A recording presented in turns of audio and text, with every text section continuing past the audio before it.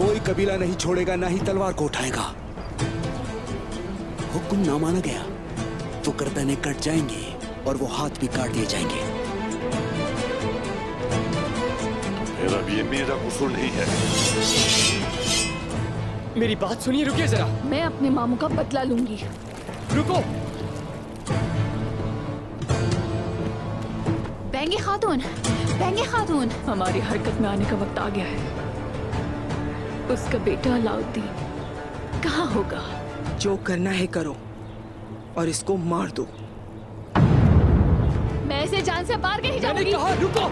पीछे हटो।